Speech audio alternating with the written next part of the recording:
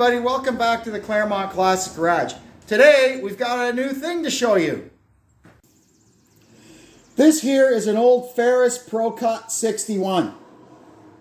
As opposed to the normal Ferris zero-turn mower that I've showed you in my videos before, this one has got the deck mounted out the front. And what this is good for, what I like it for, is we've got a lot of spruce trees around here.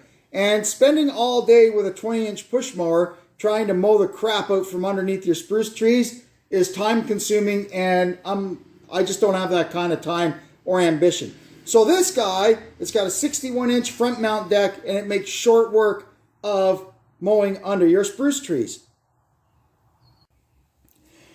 The engine is a 22 horsepower Kohler Command V-twin.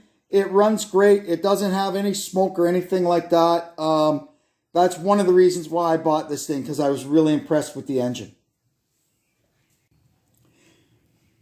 So how this thing operates is these two wheels here do the actual driving, and this back guy here is connected to this pair of handlebars, and that does the steering.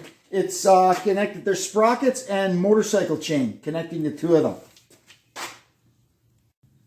A feature that this thing has that I like is it's got a hydraulic power lift to lift up the deck, and that allows you to get underneath there to check the blades, change the blades, clean the bottom of the deck, whatever you've got to do. It goes up that high, which is plenty, especially if you drive the front wheels up onto some blocks first.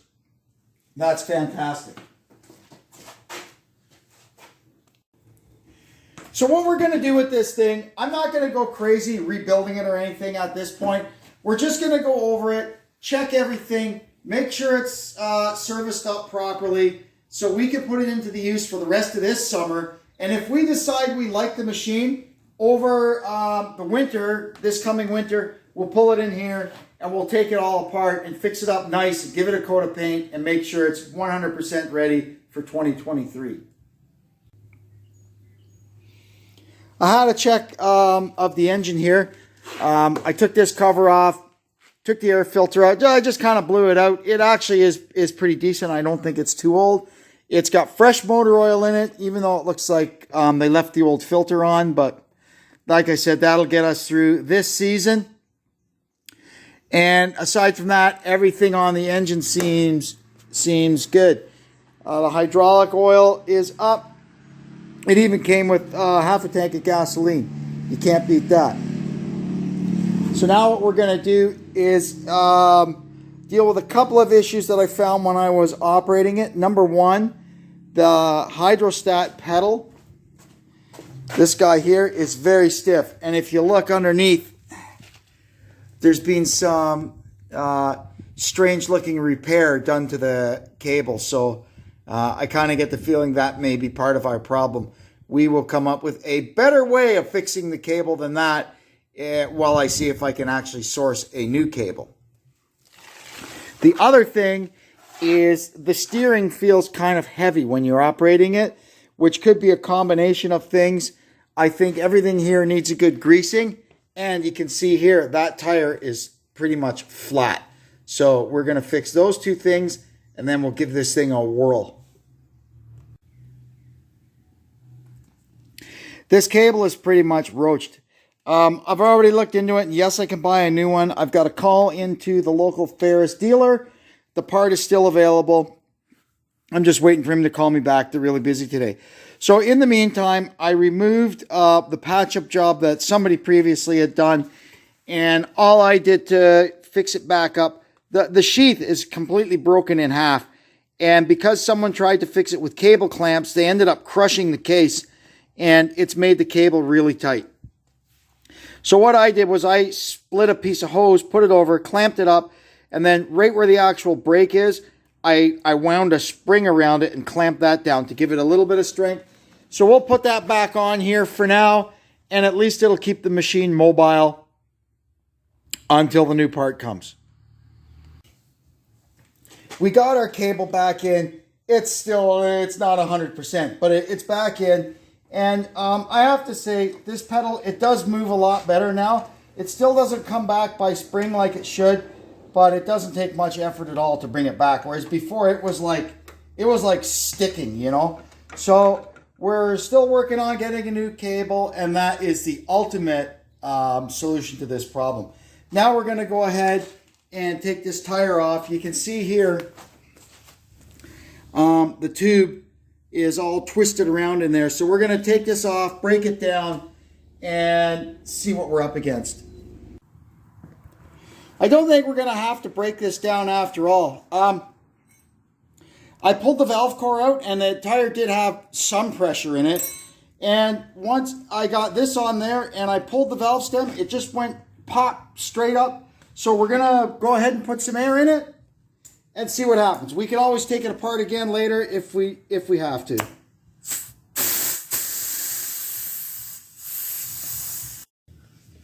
So that seems just fine. I don't hear anything leaking, so we put a cap on it. And while I've got this thing on here, we'll check the air in the other two tires. Seem a little mushy. These tires look a little sketchy too, but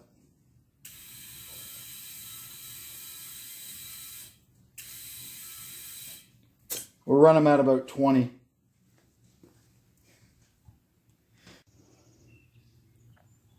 I went around it and gave it a grease job. One thing to note is these front wheels, even though they started out life pneumatic, they now seem to have foam in them, so I don't have to worry about putting air in those. I also noticed, well, it's hard to see under here, but the blades are junk. And this one, in fact, some genius has put it on upside down. That's brilliant.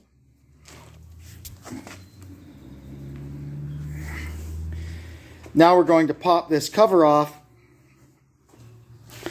and have a look at the belts and pulleys and stuff. And I have to say, I turned out I was wrong about the blades. It looked to me like the ends were rounded, but they're not. They're sharpened. They've got kind of a wave edge to them to make them cut better, or mulch or something. So the blades are actually in good shape. So now what we'll do, we'll lower the deck.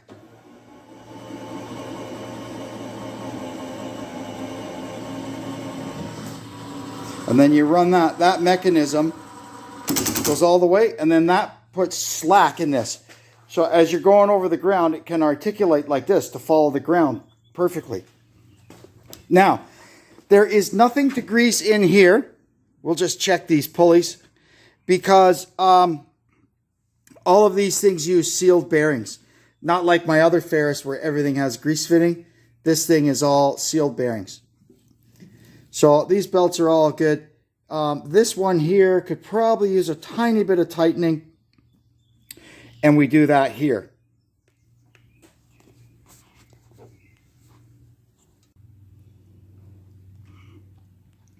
Now we can put the lid on, and this thing should be just about ready to mow. I also swapped out the hour meter for this one because it didn't work. But I wonder if there's a little electrical problem, because it seems that both sides of it seem to go to ground. Although that may be something to do with the charging system, and one side livens up when it's running. We're going to find out anyway. So let's see if we can get this beast cranked up. Start this, and we'll get her outside.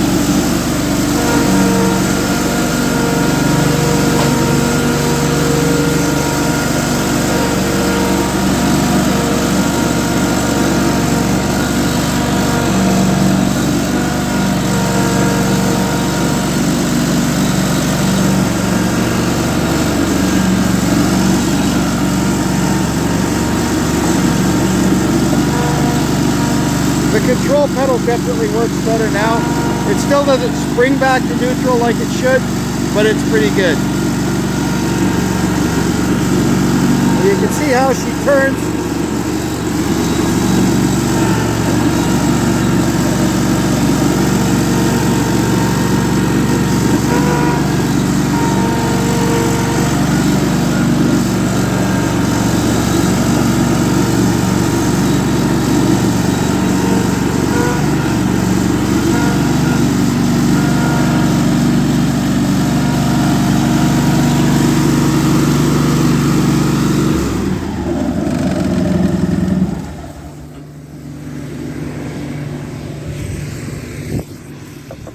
There goes a nice toy.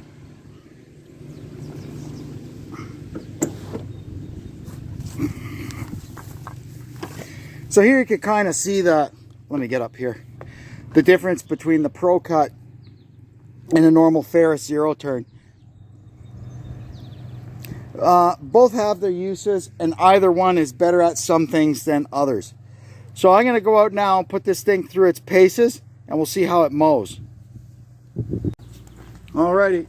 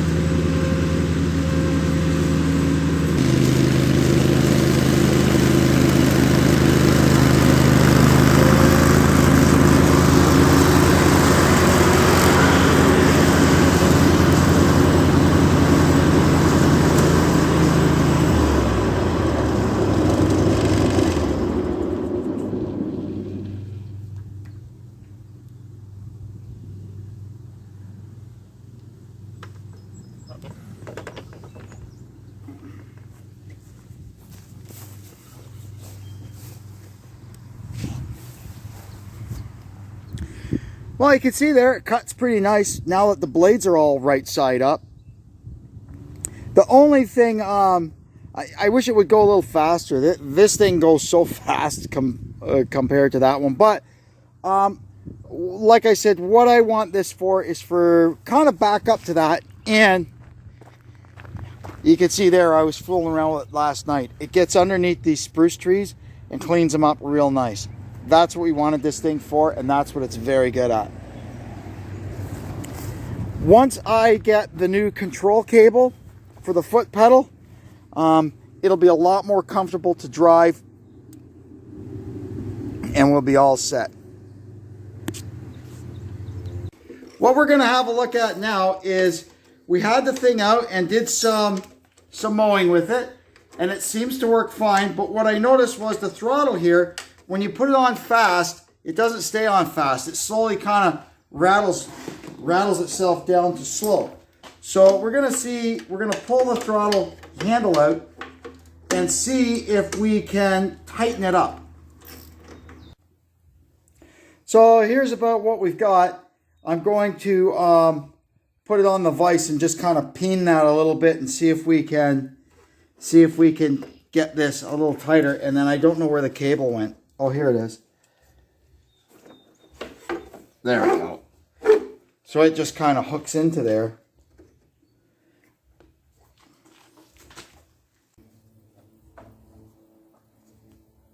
That's good now. Now it's a lot stiffer.